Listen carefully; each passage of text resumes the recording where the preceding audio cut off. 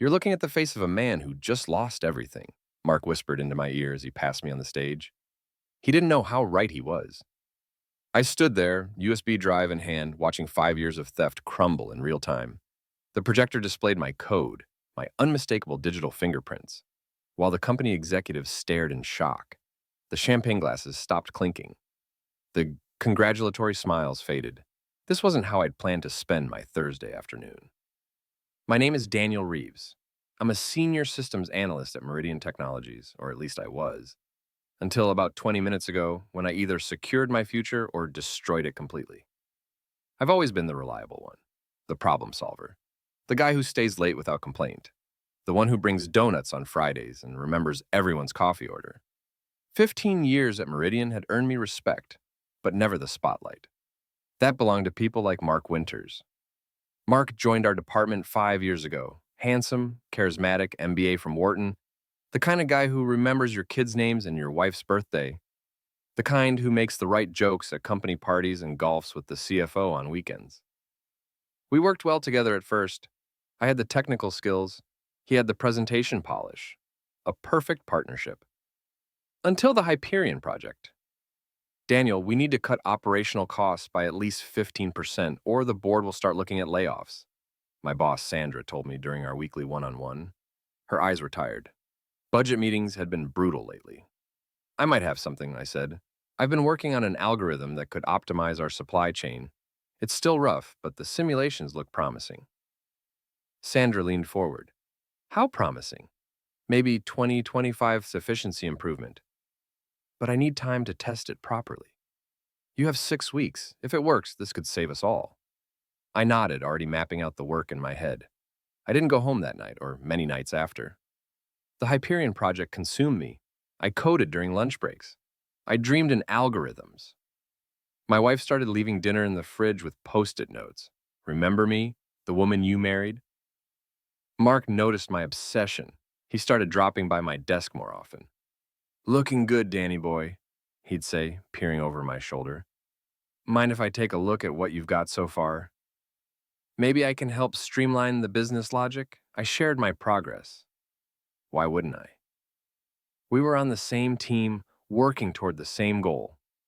Or so I thought. Week 5, the algorithm was working, not just working, excelling. The test simulation showed a 27% reduction in operational costs. Millions in savings. I couldn't wait to show Sandra. That's when everything changed. I walked into the conference room for our department meeting, coffee in hand, exhausted but triumphant. Sandra was beaming. Mark just showed me the preliminary results from Hyperion. This is extraordinary work. Mark stood at the front of the room, my code displayed on the projector. My code. My sleepless nights. My missed dinners. Thanks, Sandra, he said smoothly. It's been an intense few weeks, but I think we've cracked it. I froze, coffee halfway to my lips. We? The executive team wants a full presentation tomorrow, Sandra continued.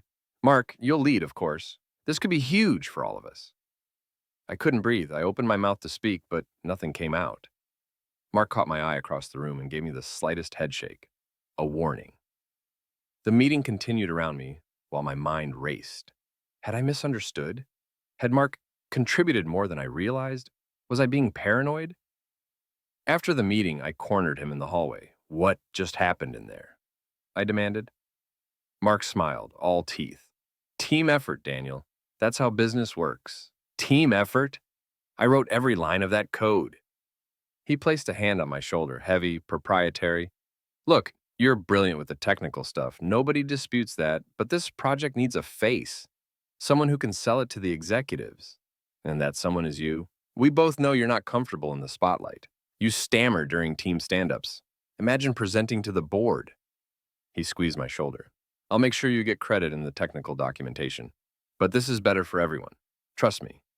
Before I could respond, he was gone, striding confidently toward Sandra's office.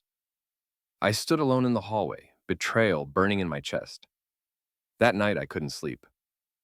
My wife, Elena, found me at 3 a.m., staring at our kitchen wall. What's wrong? She asked, wrapping her arms around me from behind. Mark took credit for Hyperion, I said, the words bitter on my tongue. Elena stiffened. She knew how much I'd sacrificed for this project. What are you going to do? I don't know. If I speak up now, it's my word against his. I'd look petty, uncooperative. And if you don't? I didn't answer. We both knew what it meant. Years of work, reduced to a footnote in someone else's success story. The next day, Mark presented Hyperion to the executive team. I wasn't invited. I watched through the conference room windows as they nodded, smiled, and eventually broke into applause. Mark, basking in their approval, caught my eye through the glass and winked. I should have done something then, spoken up, fought back, but I didn't. I retreated to my desk and buried myself in work, ignoring the congratulatory emails flooding the company intranet, all praising Mark's innovative solution. Weeks passed. Hyperion was implemented across all departments. The results exceeded even my projections. 30% cost reduction. The company's stock jumped. Financial news outlets ran stories about Meridian's remarkable turnaround. And Mark? Mark became the golden boy, the wonderkin who saved Meridian from potential layoffs. His smiling face appeared in the company newsletter and industry publications, even in a brief segment on a local business news program. Meanwhile, I faded further into the background. My colleagues started bringing their technical questions to Mark instead of me. After all, if he created Hyperion, he must be the real expert, right? Elena urged me to speak up. This isn't just about credit, Daniel. This is your career, your future. She was right, but what proof did I have? I'd shared my code freely. We'd worked from the same repositories, and Mark had been careful to position himself as the visionary while acknowledging the team effort behind the implementation. Then came the email that broke me. Congratulations to Mark Winters on his promotion to Chief Innovation Officer. Join us Friday at 3 p.m. in the main auditorium to celebrate this well-deserved recognition of Mark's contributions to Meridian's recent success. Chief Innovation Officer, a new position created specifically for him based on my work. I closed my laptop slowly, and something inside me shifted. The resignation that had weighed me down for months crystallized into resolve. Enough, I whispered to my empty cubicle. That night, I didn't go home. Instead, I dug through my personal archives, old backups, early drafts, development logs, email threads. I'd been working on components of what became Hyperion long before Mark joined our team. The evidence was scattered, but it was there. By morning, I had assembled a digital trail that told the true story.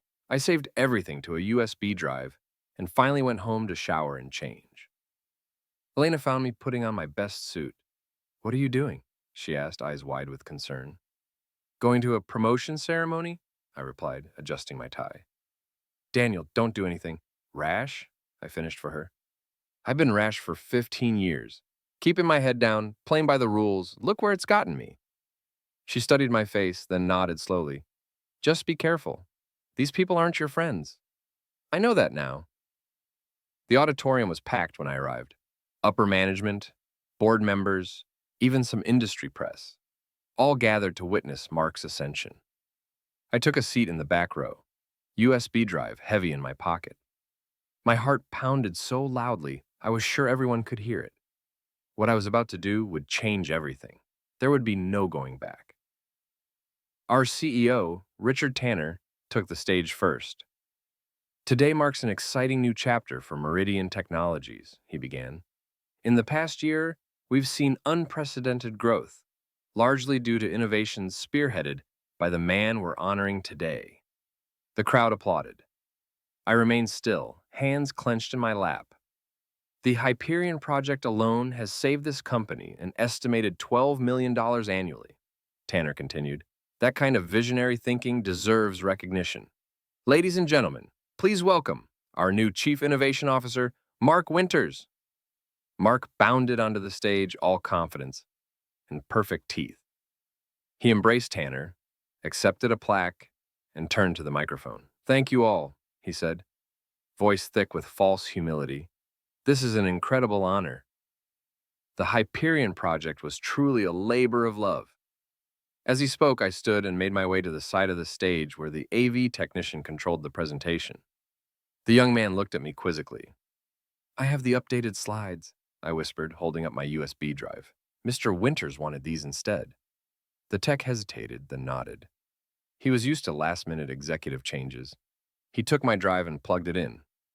I returned to my seat, heart racing. Mark was in full swing now. When I first conceptualized Hyperion, many said it couldn't be done. But I've always believed that innovation happens at the edge of possibility. I caught Sandra's eye across the room. She gave me a small smile, clearly proud of her protege. That smile would soon disappear.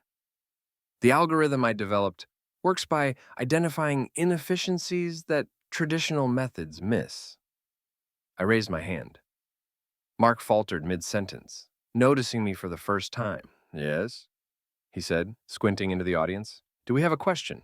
Not a question, I replied, standing. My voice was steadier than I expected. A correction. A murmur ran through the crowd. This wasn't on the agenda. Daniel, Mark laughed, recovering quickly. Always the perfectionist. Can this wait until after the ceremony? I'm afraid not, I said, moving toward the stage. You see, there's been a misunderstanding about who actually created Hyperion. The room went silent. I could feel every eye on me as I climbed the steps to the stage. Tech, I called to the AV booth. Could you bring up the first file, please?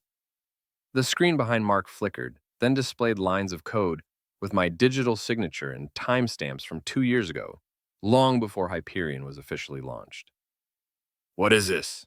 Tanner demanded, stepping forward. Evidence, I replied simply.